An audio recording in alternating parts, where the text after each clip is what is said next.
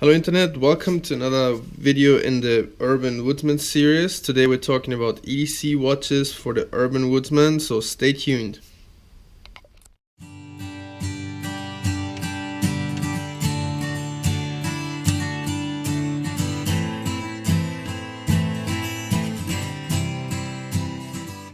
Hi guys, this is a video I wanted to make for a while actually. And as you can see, we're talking about EDC watches today, and I want to talk a little bit about what I think is the ideal wristwatch, EDC watch for an urban woodsman. So what kind of sense does that make? What does it mean, an urban woodsman's wristwatch? Well, for me, a wristwatch is just part of the responsibility, so to say, that I want to have in an urban environment. And as I'm an outdoorsman and greenwood carver, an archer, and an overall very active person, I found the older I get, the more I like having a wristwatch on myself. And since my cell phone is not really reliable, it is very often the only way I can actually tell the time, which is just very crucial, right? So, what qualifies a watch for an EDC watch that I want to carry? Just as with my other tools and my EDC implements, there's a few very important characteristics that I want to go through, and that maybe explain a little bit more what I want to aim for in a wristwatch. So first of all, I think that there's some certain kind of watches that are very classy and very strong looking, and that doesn't necessarily mean that they have to be very huge or have to be chronometers with all kind of colors and fancy materials and all kind of things like that. I think that the good old military style and diverse style watches have a very interesting flair to them, look very strong, and usually those are, for me, the most functional ones. Then there is another category of watches which are not analog but digital, like this G-Shock 7700, for example. And I also want to go over why those watches are very important for me in my daily routine, and also in the when it comes to outdoor scenarios. So first of all, very important for me in a watch that I buy and that I carry is the reliability. And there is certain aspects of reliability in all those watches you see here that make them perfect for me in that category. So first of all, what we have here is an automatic watch. So that means that by the movement of my hand, I'm actually winding this watch, and then if it's fully wound, I can leave it without movement. Basically, it's going to be running for about 36 hours. By the way, this here is a Vostok Amphibia Russian dive watch, and there's going to be a review about all of these watches and a few more very, very soon to come. But I wanted to do more of a philosophy kind of video before, because I thought maybe that's interesting for you. So this is an automatic watch here, and I actually can wind it by unscrewing the crown, and I can wind it myself as well. Not all automatic watches can do that, but I wanted to mention that specifically. It's a hand winding watch. So what we have here is a quartz watch. That means there's basically a quartz movement in there. It's a Citizen Excalibur. That's basically a nickname for this watch. It's a ProMaster EcoDrive dive watch, and it's very reliable because this one actually has a dial which is acting as a solar panel. And once this watch is fully charged, and it's basically charging on all kinds of light, I can put it into a pitch black room, and it's gonna be running for another 3 months. That's called a power reserve. So that makes this watch very reliable. We have another category of watch here, and in this case we have here a Casio G-Shock, which is another Japanese brand. And this watch here has a quartz battery and it's running over 2 years, which is by itself quite reliable, but not as reliable as they get, right? Because those two watches here basically run without, except for like servicing every few years, they're gonna keep running.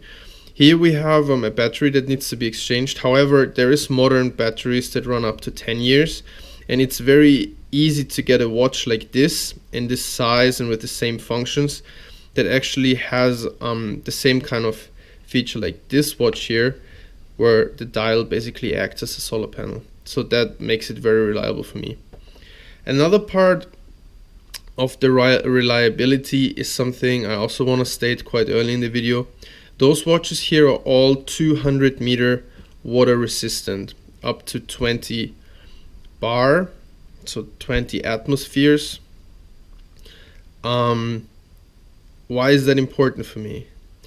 I have found that many watches I bought, and I never bought a watch actually under 100 meter water resistant or 10 bar. I have found that those watches always let me down when it comes to water resistance. They might say 100 meter, but as soon as you jump into the water somewhere, because they don't have screw down crowns usually at 100 meter, they always suck water. And it's just extremely frustrating when you have a wet watch that says 100 meter water resistant and you just put your hands in a stream or something and you have all kind of water building up inside. So I have decided, and this, by the way, this digital watch here as well is 200 meter water resistant, sorry. I have found that I will not go with less than 200 meter water resistance. That's another part of reliability. So basically, I want that my watches are not giving up before I give up. I don't know if that makes any sense, but just as with other tools like flashlights, pocket knives, for me to rely on them, and even this pen here would write without gravity and upside down and anything like that, that just should show that I'm really searching for tools and for daily use implements that are very heavy duty and wouldn't let me down. So that would be the reliability for me. Another very important part is the readability. So with a lot of modern watches, you get all kind of fancy stuff happening on the dial. You have like on a chronograph, you have multiple little dials that gonna show you all kind of stuff that I'm not very much into. I have some chronographs and I like them for certain occasions, but they're definitely not a watch I would rely on. So the readability is very important for me, and I found that especially dive watches, which are extremely crucial implements for divers, and people are really like basically trusting their life on. They have to be very readable, and this here and all those watches here are actually very good examples. The dials are very clear, there's big hands, there is a certain amount of luminescence, where I have to say this watch here has probably the least amount of luminescence because it's quite a cheap watch.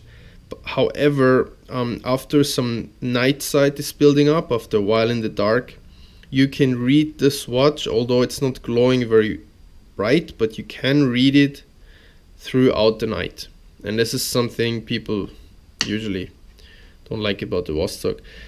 This one has the orange minute hand, and of course here with the G-Shock, if they don't glow by themselves, if you turn them over, you still have a button, and they're very readable. There's probably nothing as readable or as easily readable as a digital watch, so there is no point arguing about that. So after readability, reliability, another part that is important for me, of course, is the wearability. What am I meaning by that? These watches For example, the G-Shock is very known for being bulky and big. However, I chose a quite small one that is still fitting my needs. And since this is more like my outdoor sports watch, I do running, hiking, and anything with usually, because I'm trusting this watch very much. Just let me put it on for a second. Even though G-Shocks are known to be bulky and big, this is probably one of my most comfortable watches. I can even do push-ups with this watch without being bothered at all. There is no sharp edges, nothing. It is not big on the wrist at all. It's actually very, very much blending into the wrist. So this is very important. If you're wearing a wristwatch every day and it's not really nice to wear, it's bulky and it has sharp edges and anything, that is usually very annoying, and you will find yourself not to wear it. Another thing is that if you are into sports or anything, or like you're having a more active daily life, so to say, if this wrist, the watch is constantly, the crown is constantly poking into the back of your hand, it's also very, very bad. Plus, with those dive watches, they just look very nice on all those NATO and Zulu straps. This is a NATO strap. This is a Zulu strap. So these can be customized quite easily. They can, I don't know if that's important for you, you can fit them to your streetwear or to your outfit. And they basically fit every situation well. I can wear them for a very casual situation, sporty, hunting, outdoors, anything, and then you can dress them up with a nice strap, leather strap or something, and all of a sudden you find yourself wearing something like this suit. And I did that, and it was totally not out of place. So that would be the wearability. And another thing that I want to get to, and that's very important probably for most of us, is the affordability. So let's face it, most of us are kind of gear junkies. It doesn't matter what we're doing. We're into sports, we are into all kind of activities, and the lucky ones of us, and I just owning those few watches and implements, I really consider myself lucky. We are into knives and EDC gear and flashlights, and I don't know, some people are into guns, some people are into motorcycles or something. So we have a lot of stuff. Just talking about tools for my greenwood carving, axes and knives and everything. Don't even want to start about that. So affordability is a factor. And I am not a person, and even if I could afford, and I really don't, I'm not a person who wants to spend 5, 6, 10,000 bucks on a watch and then probably have, I don't know, 20 of them, and they're all super sensitive and don't want to scratch them, and I keep them in boxes and whatever, locked away because they're so expensive and anything. So and on the other hand, I also want to have quality, right? So quality and affordability is not very easy to come by. And I also don't want to buy a bunch of fake China products or something. Although most of these watches probably are made overseas somehow. Not all of them are made in China. This one, for example, here is for sure made in Russia. And if I'm not completely mistaken, this one here is made in Malaysia. And it's important for me to know where they come from, because I'm somehow concerned about my ecological footprint and stuff. And at least I want to be conscious about where stuff is made and if I want to support that, right? Now being in Japan here, I'm having some Japanese brands. I'll gonna get me a Seiko made in Japan pretty soon, probably, if I can afford it. Otherwise, I just gonna get some Japanese watch while I'm here. But anyways, coming back to the affordability, it's very important probably for most of us having several hobbies and jumping back and forth between things, that we can also afford them. And At the same time, to have the certain qualities that I was talking about, it's not always easy, but that's why I'm gonna be making some reviews about those watches and options. And there's other very good videos on YouTube as well, talking about affordable watches for a certain price. But this video is basically meant to just give you some references you want to maybe think about if you're thinking about getting a watch. So let's just go over it again. I'm very much into dive watches and those digital sport watches, and I consider them the perfect EDC watches for an urban woodswoman, because of their reliability, because of their readability, because of their variability, and because of their affordability. So I hope I gave you some little tricks and hints how to look for a good watch and what's important about a watch. And yeah, I hope to be back with another video, hopefully a review about some of those watches very soon. And I want to say thank you for the support and for coming back to watching my videos. And you're always welcome to leave feedback, critical feedback down below. And yeah, thank you very much for tuning in today, and I'm gonna see you next time. Bye.